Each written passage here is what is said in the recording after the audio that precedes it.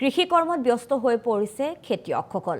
নতুন কৃষিমন্ত্ৰী হিচাপে দায়িত্ব লাভ কৰিছে মন্ত্ৰী পীযুষ হাজৰিকাই। কৃষি তথা জলসিঞ্চন মন্ত্ৰী পীযুষ হাজৰিকাৰ পৰা কি আশা বা কি প্ৰত্যাশা আছে ৰাইজৰ? বৰ্তমান কি সমস্যাৰ সন্মুখীন হৈছে কৃষকসকল? দক্ষ মন্ত্ৰী হিচাপে পৰিচিত পীযুষ হাজৰিকালৈ কি আহ্বান জনাইছে ৰাজ্যৰ কৃষকে? এই সন্দৰ্ভত সবিশেষ জানিবৰ বাবে পোনপটীয়া সম্প্ৰচাৰযোগে আমি যাব বিচাৰিছো সামগুৰিলৈ। উপস্থিত আছে আমাৰ সতীৰ্থ অভিজিত বৰা।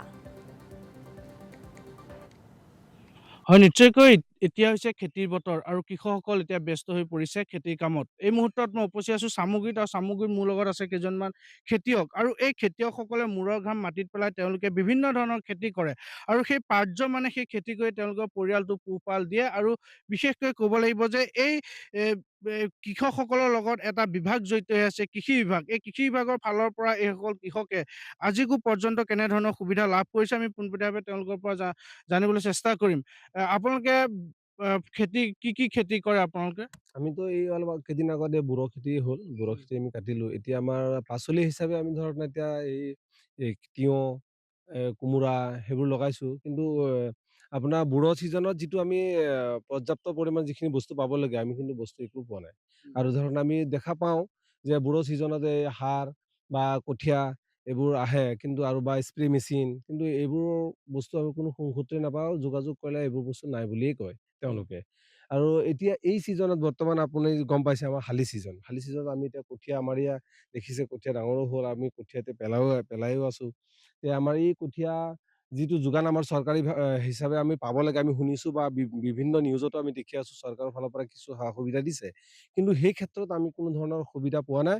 আৰু বিভাগীয় যি এটা বিভাগ আছে, কৃষি বিভাগৰ যিটো এটা বিভাগ আছে, এই বিভাগসমূহে আজিলৈকে আমাৰ এই অঞ্চলত আহি কোনো ধৰণৰ মানুহৰ লগত যোগাযোগো নকৰে বা যোগাযোগ। আপোনালোকে কেতিয়াবা অফিচটো আমি দেখিছে? যাওঁ, আমি অফিচটো দেখিছে? অফিচটো নাই।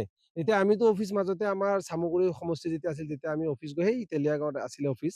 তেতিয়া মাজে সময়ে সৰিয়হ আহিছিল আগত। তেতিয়া যেতিয়া যোনটো ছিজনত বস্তুটো দিব লাগে, কিন্তু তেওঁলোকে সেই ছিজনত আমাৰ বস্তুখিনি আমি নাপাওঁ। যেতিয়া দিয়ে তেতিয়া সেই সময়ত বস্তুখিনি ডাঙৰে হৈ যায়। অলপ বস্তু কেইটা দিয়ে। কিন্তু এতিয়া পৰ্যাপ্ত পৰিমাণে যেতিয়া আমাৰ বস্তুখিনি এতিয়াহে লাগে দৰকাৰ। কৃষি বিভাগে তাৰ পৰা তেওঁলোকে অফিচত বহি থাকিলে নহ'ব। তেওঁলোকে আহি পেলাই গাঁৱত যাৰ যিমানখিনি দায়িত্ব আছে, তেওঁলোকে কমচে কম ২ এজন কৃষকৰ লগত আহি পেলাই কথা বতৰা পাতিব লাগে যে আপোনালোকৰ এইখিনি কিহৰ সমস্যা হৈছে। আমি সমস্যাখিনিৰ কথা ক'লে অসম চৰকাৰে যদি যিহেতু এজন বিয়াগো আমি শুনিছো এতিয়া বৰ্তমানত যিজন মন্ত্ৰীত্বত যিজনে পাইছে, নিশ্চয়কৈ পীযুষ হাজৰিকা ডাঙৰীয়া, তেওঁৰ নেতৃত্বত ভাবিছো যে নিশ্চয় এইবাৰ কৃষি বিভাগো বহুত উন্নত হ'ব। আমি ভাবিছো যে কৃষি বিভাগৰ ফালৰ পৰা যিসকল দক্ষ অফিচাৰ আছে তেওঁলোকে আহিব লাগে, ৰাইজৰ লগত ৰাইজৰ মতামত ল'ব লাগে আৰু পৰ্যাপ্ত পৰিমাণৰ যি সা সুবিধা ৰাইজৰ লাগে সেইখিনিৰ ওপৰত এটা আলোচনা কৰি ৰাইজক পোৱাৰ ব্যৱস্থা কৰি দিব লাগে। নিশ্চয়কৈ আৰু আছে। আপোনালোকে খেতি কৰে, খেতি কৰি আপোনালোকে পৰিয়াল পোহপাল দিয়ে। বিশেষকৈ ক'ব লাগিব যে কৃষি বিভাগৰ ফালৰ পৰা আজিলৈকে আপোনালোকৰ কিবা যোগাযোগ হয়নে? কিবা পাইছেনে আজিলৈকে? আজিলৈকে হোৱা নাই। উম, কিবা এটা বীজও পোৱা নাই আজিলৈকে। উম। আমাৰ ৰাইজে একো এই বাগবাৰীৰ যিমান ৰাইজ আছে কোনো ক'ব নোৱাৰিব যে বীজ পাইছো বুলি। আপোনালোকে যোগাযোগ কৰেনে?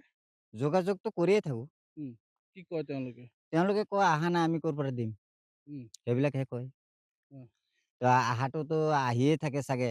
উম, চৰকাৰে কি নিদিয়াকে নাথাকে নহয়। উম।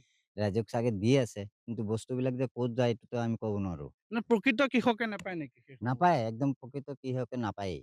উম। এতিয়া যিহেতু নতুন চৰকাৰৰ যিগৰাকী কৃষি মন্ত্ৰী হৈছে পীযুষ হাজৰিকা, তেখেত এগৰাকী দক্ষ মন্ত্ৰী, গতিকে কি আহ্বান জনাব? কি আশা আছে তেওঁৰ পৰা? না আমাৰ আশা আছে পীযুষ হাজৰিকা যদি আমাৰ এই মন্ত্ৰী হৈছে, তেখেতে আমাৰ ৰাইজক চাব লাগে, চোৱা চিতাটো ভালকে কৰিব লাগে, ৰাইজে বস্তুখিনি পাব লাগে, সেইটোৱে আমাৰ। মতে কৃষি বিভাগৰ যিহেতু এটা গুৰুত্বপূৰ্ণ এটা বিভাগ, গতিকে সেই গুৰুত্বপূৰ্ণ বিভাগটোৱে এইসকল প্ৰকৃত কৃষকক তেওঁলোকে নাচায়। এই চামগুৰিস্থিত যিটো কৃষি বিভাগৰ কাৰ্যালয় আছে আমনিত এতিয়া বৰ্তমান আছে, আৰু সেই কাৰ্যালয়টোত থকা